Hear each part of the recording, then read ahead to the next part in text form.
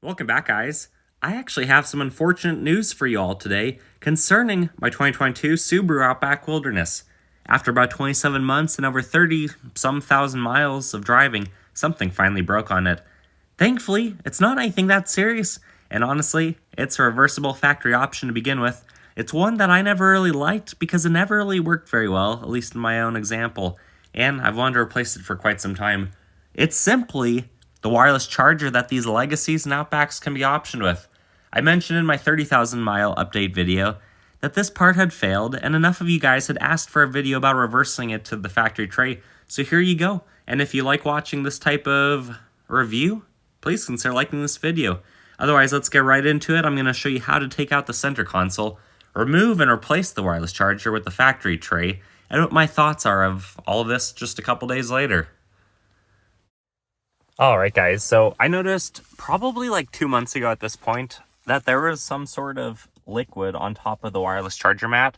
So when I pulled that out, I literally wiped it down with a paper towel, and that was kind of concerning. I also noticed that obviously it's kind of deformed.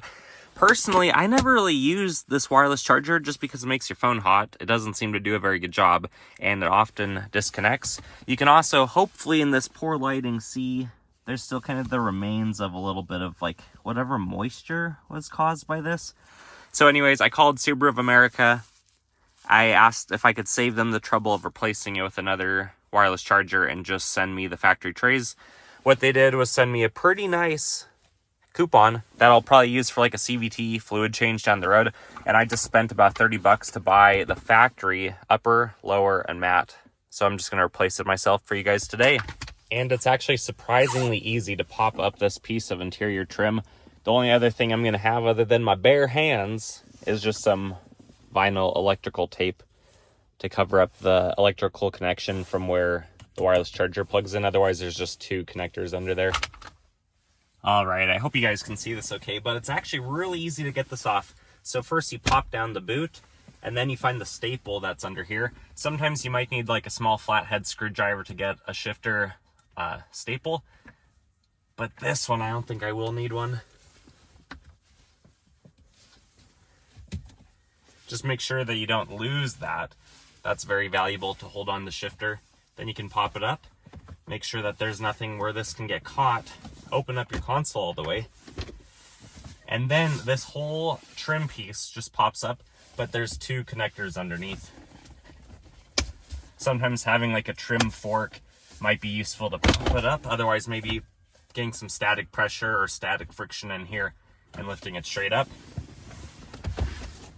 And then we just want to be careful. If you guys can see this connector, we're just going to push the bottom of the tab and then pull that out. So for this first one, all you had to do is push that bottom tab, and that makes the upper portion bend in just enough that you can pop it right out. And then after that first one's undone, just pull it up carefully. Make sure you don't pull on anything else and that you clear the shifter stem. But then there is the other connector that's right at the base of the wireless charger. It would appear I lied to you guys. There are some Phillips head screws, so you do need to have a screwdriver for those. And there are these little clips that you just have to push each side of them, and then you can pull them out. I'll usually use my toddler-sized flathead to help me out with those. So to get the wireless charger out, there are two of those little white plastic clips, and there are 4 screws. This one is the most difficult one, and I saved it for last. That way I can kind of pull the wireless charger away from the wall that its Phillips head is right next to, and then you can get that one out. Surprise, another tool. Because of the little zip ties, you'll either need to break off their attachment point or just cut them directly with like a small set of scissors. And it's always important to have a clear, clean workspace. So once you get this old piece of trash taken out, I think the next step is to throw it away.